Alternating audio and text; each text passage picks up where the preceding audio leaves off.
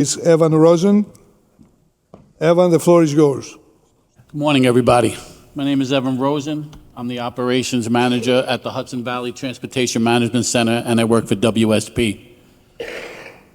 First thing I'd like to do is just give you an idea of the size of the region that we cover.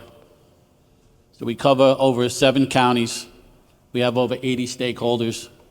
We manage just under 6,000 miles of state highway and 1,143 bridges. Our Help Truck program provides emergency roadside assistance to over 30,000 motorists annually across 25 patrol areas. And in 2024, our center handled 42,000 incidents. In that area, we have a large ITS infrastructure that includes 243 cameras, 73 fixed and 108 portable message signs with over 600 detection and monitoring devices.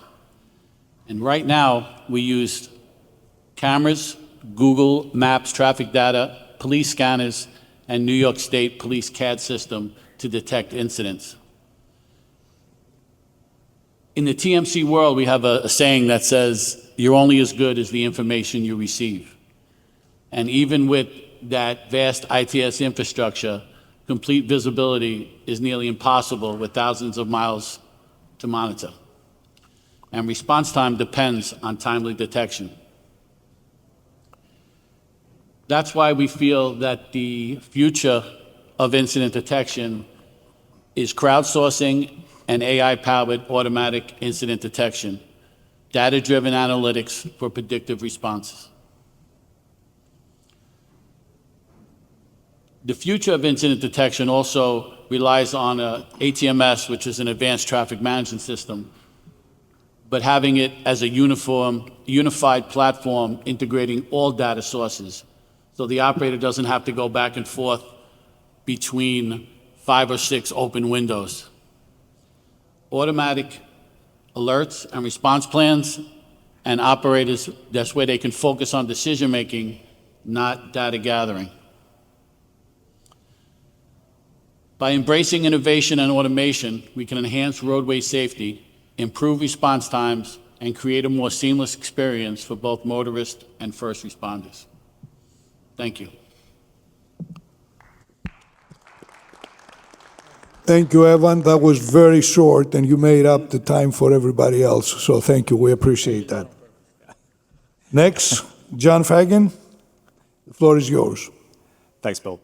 So I want to say first, thank you for the time today, and thank you for Samara for putting this together and organizing this. It's great to be here. What we are trying to do, and I think what you've seen from Evan, what you've seen from Robert and Mike and Federico, is we are really trying to improve road safety. There are lots of different ways to do that. One way is to use AI. We saw, I think, in the opening session how AI is a very popular buzzword today. And if you ask 5 people about or 10 people about what AI means to them, you will probably get 10 different answers. So, and I think what I took away, what I heard from the opening session was that it's great to say AI. It's more important to talk about how you can what you can actually do to improve road safety. There are lots of different ways to do that. I'm going to talk about a couple of different ways, and I think Mike and Robert talked a little bit about this earlier. So we'll share different sort of best practices in terms of how that can work. So what we are trying to do with Valerann is to use data to create the single greatest improvement to road safety since the seatbelt.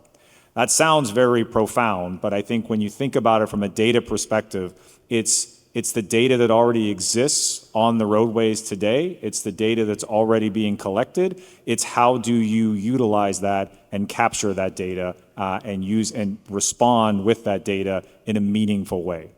So in a nutshell, I think there are a lot of different ways that you can do that. What I'm going to talk about is how you can prevent incidents, you can respond faster to those incidents, and you can reduce the overall accidents on a roadway.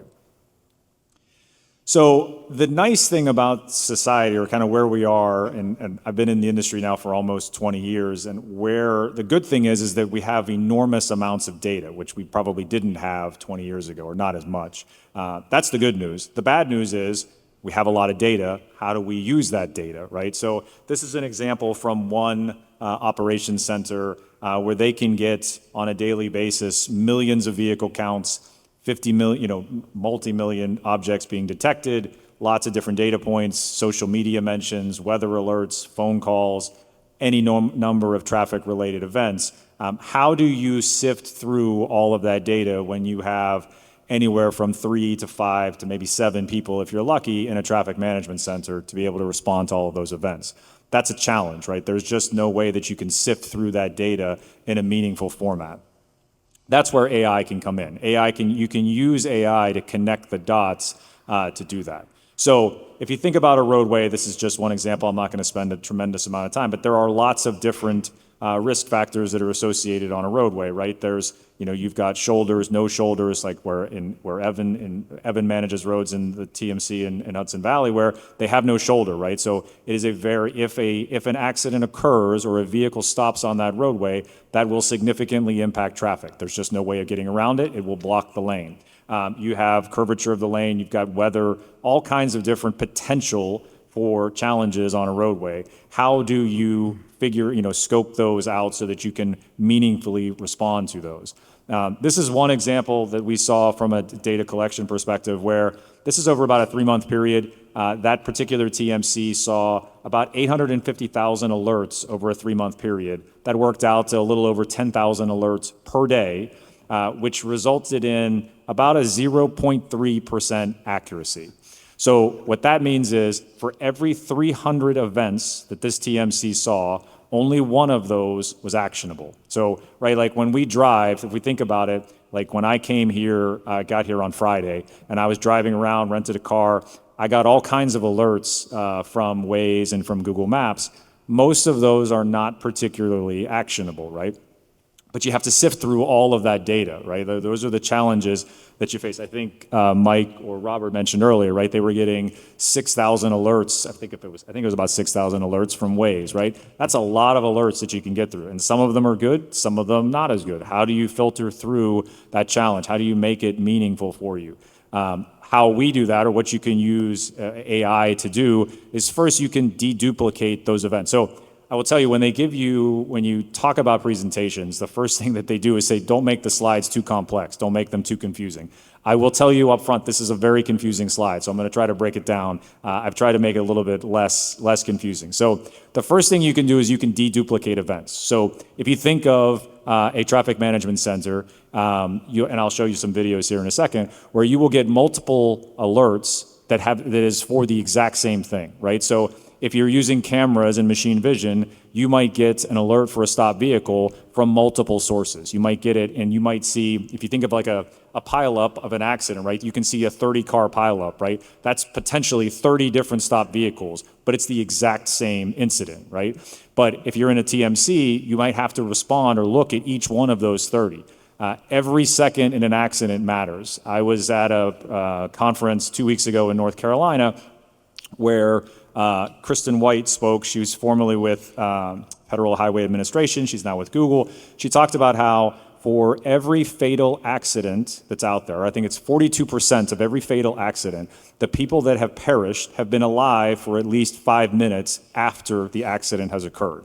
So in that scenario, every second matters, right? If you look at Samra, and he mentioned there was 29,000 accidents, right? Or fatal accidents that are out there. Every second matters, and so the faster that you can respond, the better. So the less that you have to sift through, the better in terms of data points that are out there. The next way you can do that is cross-source, right? So you might get a detection from a machine vision, from a camera, as an example. You will also see your alerts from Google Maps or Waze, your wrong-way driving detection systems. Again, you can get stopped vehicles across all different types of alerts. If it's all in the same place, all at the same time, ordinarily you might have to respond to each one of those. If you can fuse that information together, that will help speed up your response. That's where you can use AI to do those types of things. You can also take cross-type, right? And I think everybody that has used Google Maps or Waze has seen, you'll see an alert for an incident, you'll see an alert for congestion, you'll see an alert for a stopped vehicle. They could all be the exact same thing, right? But they're just called something different depending on how the user logs the event. Same thing with with the machine vision camera detection. If you can fuse that information together, that will help you speed up your response that's out there. And then lastly, you can look at it from a user interest perspective. And the example that I would give you there is depending on what is important to the roadway. So if you use an example from where you have no shoulder, it's very important anytime there's a stopped vehicle, you need to know that. That's important to know. There are maybe other places where, as another example, I work with an organization in South America, they get a lot of pedestrians on the roadway. They are less interested in pedestrians on the roadway, so it's less relevant to them. Other organizations, it might be very important to them. So again, depending on the use case, that can help prioritize what's important so that, when you look at when Mike showed the view from the TOC and you see those, there's only a few people that are in there. When they get those alerts, if they can put those to the top of the list, they can prioritize them. Again, you can respond faster. So here's an example. It's kind of similar to some of the data that you heard from Evan and you heard from Robert and Mike, is that this is a particular TMC. They got 12,000 alerts per day. Once they were deduplicating the events, they got those alerts down to about 436 events.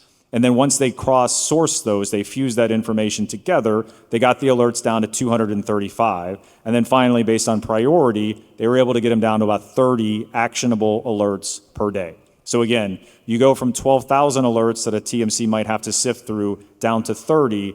Every second matters. So it's important, so you can see the value that AI can use to get there.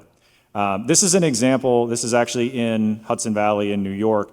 I will preface the video by saying nobody was seriously injured as a result of this accident. But if you watch the video, you'll see some flashing lights. There's a postal truck that's going to flip over here in a second. The accident occurs off camera. So you can see there is no stopped vehicle as part of the accident itself. So a camera wouldn't necessarily pick up a stopped vehicle. It will pick up the stopped vehicle right here, but you wouldn't know at this point that something's actually happened, right? And you can see all of the different alerts that you'll get. Stopped vehicle, you'll see the pedestrian that gets out of the vehicle, you'll get congestion from Waze, severe congestion from here, you'll get multiple stopped vehicles because you can see the pileup that's starting to occur. Multiple pedestrians get out. If this video continued, you would see that. I think all told, there were about 40 different alerts just for this incident over a less than 20-minute time period. Again, if you can fuse all of that information together into one, that makes the TMC's job much easier and able to let them respond much faster than they would otherwise be able to, because otherwise they would have to go through each one of those alerts and clear them out. So this kind of gives you an example. This kind of goes to what Evan was talking about, where depending on the type of infrastructure that you have, you can again use AI. So this is an example where you can fuse events where there is, depending on the segment of the road, you can fuse events faster. So this was a study that they did with a road in Ireland. Where there was infrastructure, so segment 1 of the roadway, they were able to find events about 47% faster. But where there was no infrastructure or very little infrastructure, they were actually able to use it even faster, so about 65% of the time they were able to detect. So you can see some pretty significant results. So again, you can identify risks, detect them sooner, respond faster. That equates to being able to tangibly respond to about 40% more actionable incidents, reduce response times upwards of 25%, and potentially reduce accidents anywhere from about 20 to 40%. And so if you go back to where you're trying to use data and AI to be the single biggest improvement to road safety since the seatbelt, this is where the numbers come in, where you can actually see that and make it tangible. Thank you. That's pretty much it. Thank you, John. Last but not least, Doug Kraus, the